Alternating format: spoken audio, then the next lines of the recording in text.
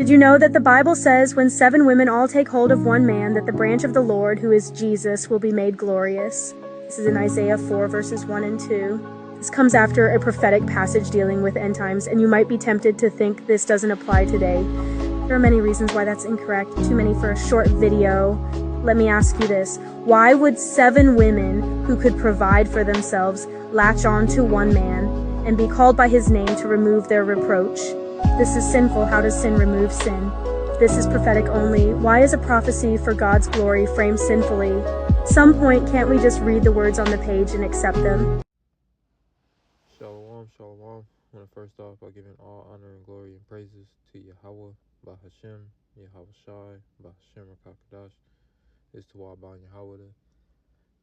Just a quick little lesson that I wanted to that was on my spirit. And, basically from the video you see what the young lady talking about, it is a it's a prophetic event that will happen and will take place. But due to societal standards today, polygyny is seen as sinful or wrong, and we all know that it's not. It's how the patriarchs of the 12 tribes of Israel were made through polygynous marriage.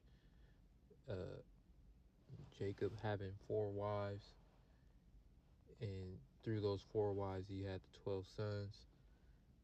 So we understand that polygyny is a righteous act when conducted and done under the biblical law and ordinance of Yahweh Ba'ashem Yahweh Shai, who the world ignorantly calls God and who the world ignorantly calls his son Jesus Christ. So,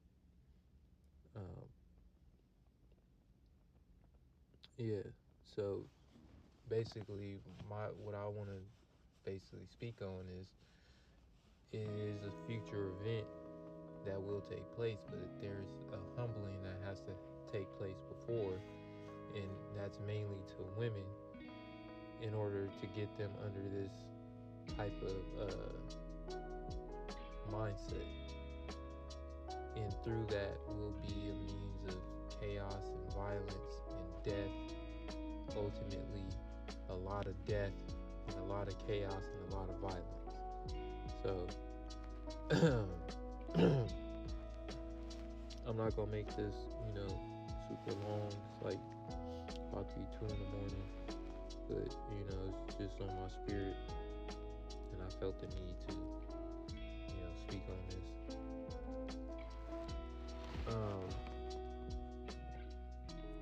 I'll start at 12 because we live in a feminist society, so and a lot of things and a lot of shit that feminist women say, a lot of these people, they eat that shit up, they love it, and ultimately and sadly it's men, it's some men that actually value what some of these women say, and what that does is pit men against other men, and ultimately puts the proper ordinance of things out of whack, because men are the ones who dictate things and set the record straight, and basically our logic and common sense is what helps us to society as a whole. So when men are valuing what women say, it throws things out of whack. But and that just lets you know, even with women in a higher position, like just think about all these women in Congress, in lawmaking, and things like that. A lot of, not to say like they can't, some of them can't be in that position, but what I'm saying is we live in a society where women dictate things alongside men, instead of men being over women. The proper divine order of things. Yahweh, who the world calls God, Yahweh Shai, who the world calls Jesus Christ, man, woman, child. That's how things are supposed to be. We live in a society where things are linear, a man and then a woman is next to him and then a child is next to her. And God is somewhere is above. But the man is equal to everyone else, after that. So we're living in an upside down, twisted society, and which ultimately hurts us as a whole. So, when society collapses and shit hits the fan, so to speak, the ones who are going to feel it the most are women, because the society is built and sort of filtered around women. Women benefit from a man's input into society. Women aren't building skyscrapers, they're not building bridges, they're not building the roads, they're not making the sidewalks, they're not, sculpting the lawns, they're not doing all this stuff, these things that they benefit from,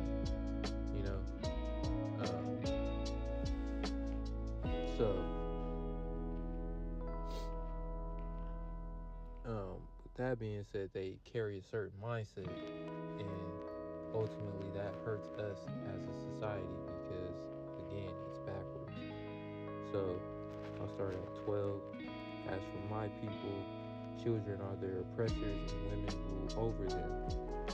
And that's true mainly because a lot of people, a lot of Israelites or so-called Black, Hispanic, and Native Americans, they grow up in fatherless homes. Women either use men for a baby, or they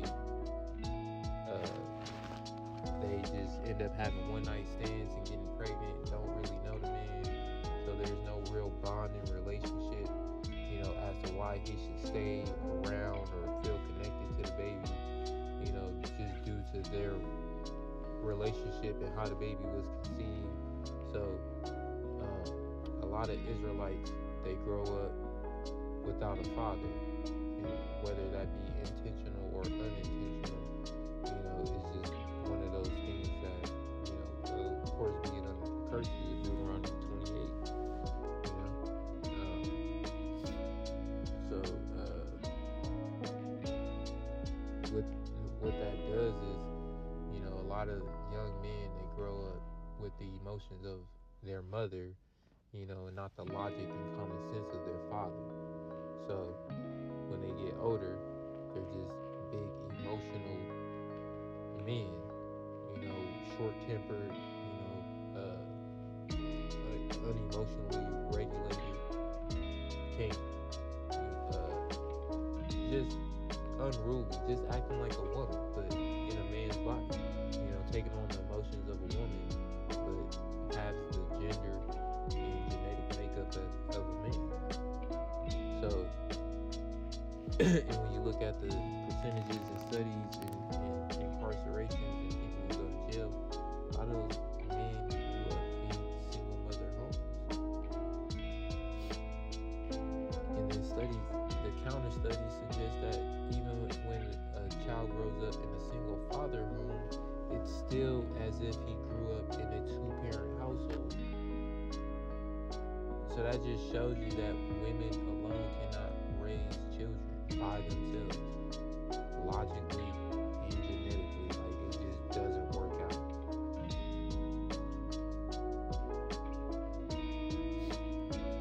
So anyways, as for my people, children are their oppressors, and women rule over them. O my people, they which lead you to cause you to err and destroy the way of your paths.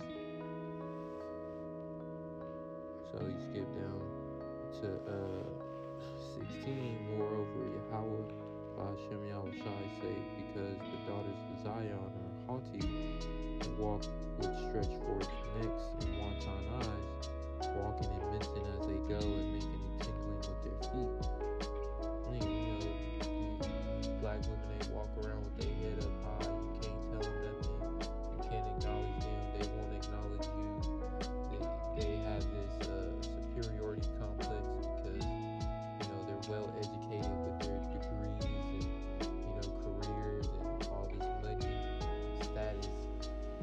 materials that they've acquired. You know, they have a sense of pride. And, you know, the Lord hates pride. He hates a prideful heart, prideful spirit. So people who have pride, the Lord hates them. And black women are just full of pride. You know, I'm speaking this, you know, just from recent experiences, just, you know, being around my people, you know, where I work, you know, it's predominantly Edomite. I literally worked in a predominantly Edomite, you know, area, city, whatever you want to call it. And when I do see an Israelite woman, you know, I get a little bit happy, but then I'm like, I don't know how to feel about it, because an Israelite woman will see an Israelite man and will completely ignore him, just due to her surroundings and due to you know, her sense of self and how she conducts herself or values or views herself. You know, and a lot of these Jake women, they be, you know, they typically don't want nothing to do with the Israelite men. You know, deep down inside, you know, you can see shit on the internet all day about how black women are, you know, all for black men, but let you be in a black woman's face and her ass gonna look right fucking past you, like you ain't shit and you don't exist. So therefore, it makes it harder for us to want to deal with y'all women, to want to deal with the black woman, because that sense of pride and that lack of acknowledgement that they already give us, and just the things that we hear on the internet and see on the internet all the time. It's like, you gotta be fucking crazy to want to deal with a black woman in this society, in this day and age.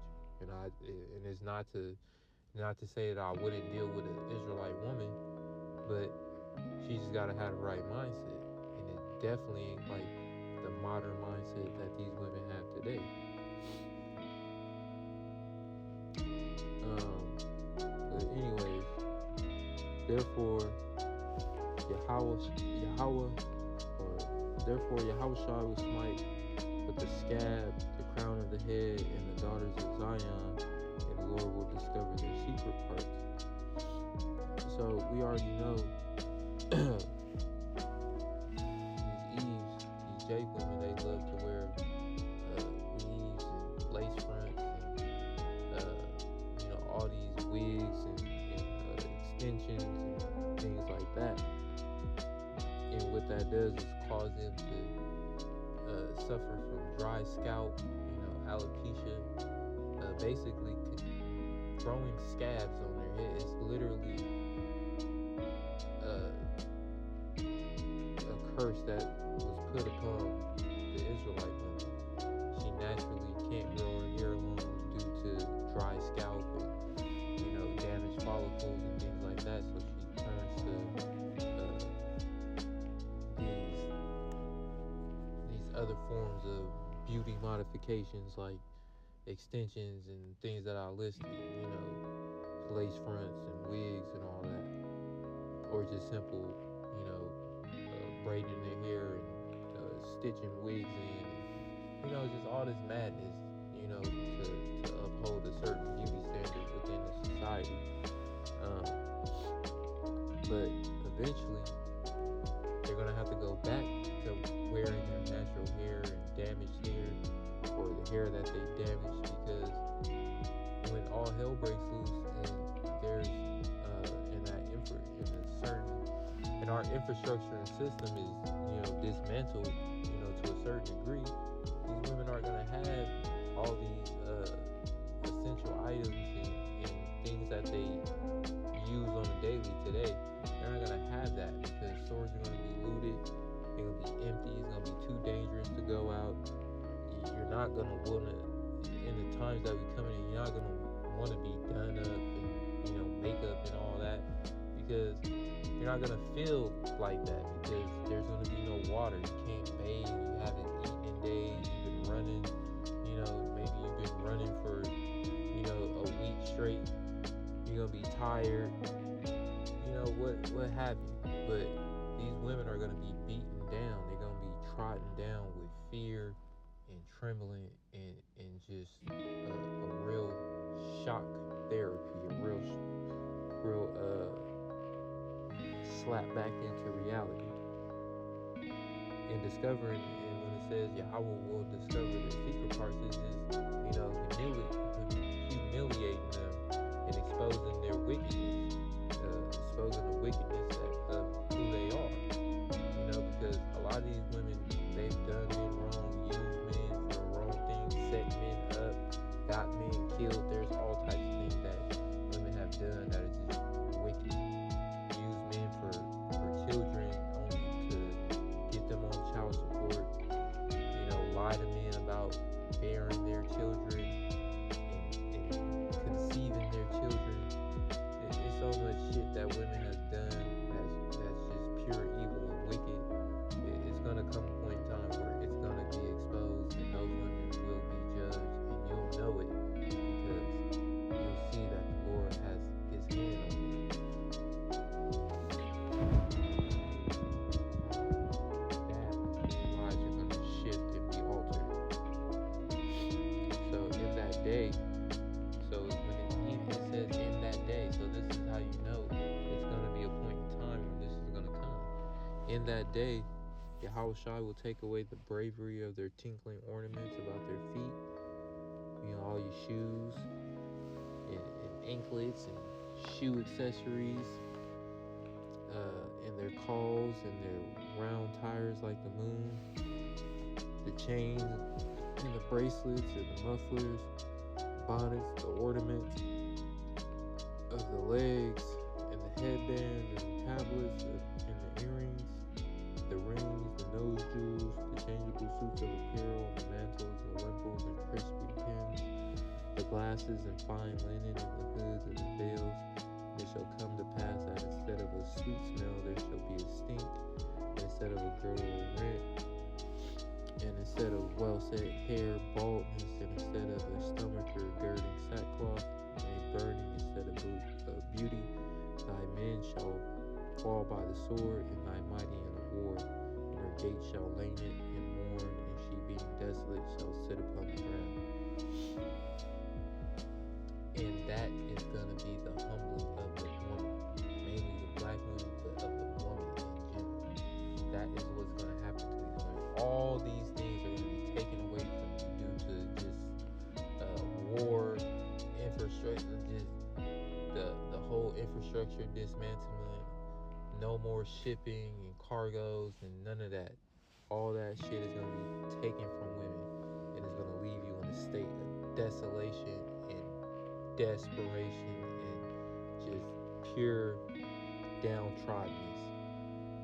And it has to happen in order for women to get in a certain mindset of, okay, I need not just, I need the Lord, but I need a man that's connected to the Lord, that's going to help me be blessed, under Him. Because without Him, there's no blessings. Obviously, when I'm out here with nothing, and men are using me and abusing me and whatever, or if a woman barely escaped and then escaped, multiple times, or whatever the case may be, but it's gonna come a point in time where women will be targeted and they will have a hard time out here. So then when you go into Isaiah 4:1, and in that day 7 women shall take hold of one man, saying, we will eat our own bread and wear our own apparel, let us only be called by your name and take away our reproach. And in that day the branch of Yahweh Bashem Yahushai will be beautiful and glorious. Yeah, because then women will be in proper order. Everything will be in proper order. And because these women will have been through so much chaos and violence and just shock value, just pure being in shock all the time, seeing death left and right, seeing women, hearing women getting kidnapped, is going to put women in a state of fear, a perfect fear under Yahweh Ba'ashem Yahushai. They're going to start fearing God again and being in proper order, having the right mindset. Go to Isaiah 32. And this is also part of the future prophecy. Behold, a king shall reign in righteousness, and princes shall rule in judgment. That king is Yahushua, and princes are the elect.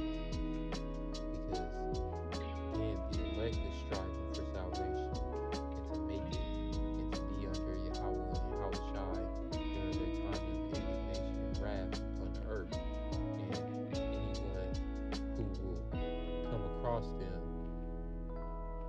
the Lord will have them listen to them. And when these women, Salakia, my recording cut, but basically it's going to come a point in time where the Lord is going to have certain men, in the earth, which will be the elect. But when women come across them, they're going to know that they are under Yahweh Ba'ashem Yahushai. Because, one, they won't be acting like the other men out there. And two, you'll know just simply by seeing them. So, this is also future prophecy. Behold, a king shall reign, talking about Yahushai, and in righteousness, and princes shall rule in judgment. And that's talking about the elect. And a man shall be as a hiding place from the wind, and a covert from the tempest, as rivers of water in a dry place, and as the shadow of a great rock in a weary land. So a man is going to be a comfort to a woman in these times of chaos. A righteous man, a man of the Lord, an elect man. He's going to be that comfort. It's those, cliche action movies that we see, those apocalyptic movies where the man is, a woman's comfort, during the end times. Like, she feels safe with him. Like, she can follow him to the ends of the world as long as he's right there next to her because she feels so safe with him. That's the type of energy and mindset and just way that women are going to be under the certain man, an elect man under Yahweh and Yahushua. That's how they're going to see that man, as a form of comfort, as a safe place. In the eyes of them that see shall not be dim, and the ears of them that hear shall listen. In the heart also of the rash shall understand knowledge, and the tongue of the stammer shall be ready to speak plainly. So these women are going to get a complete humbling. So, that's basically, what I wanted to, speak on. Lord willing, is edifying and made sense. It's a future prophecy, but certain events have to take place in order for that prophecy to be fulfilled, and that those events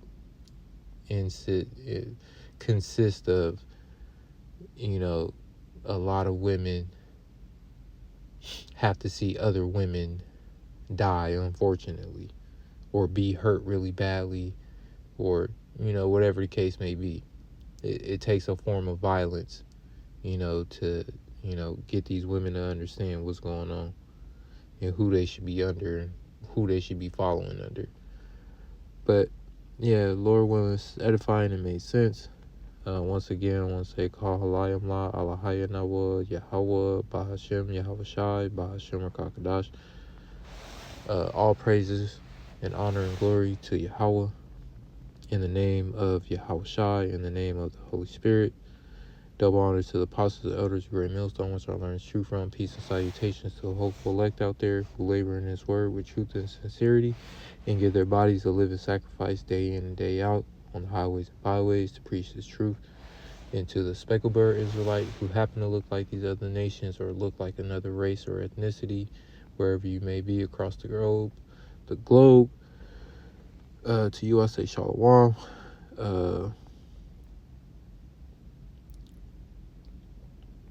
And to the few Akwath listening and learning in obedience to silence, to you I say shalom as well. Have a good night. Shalom.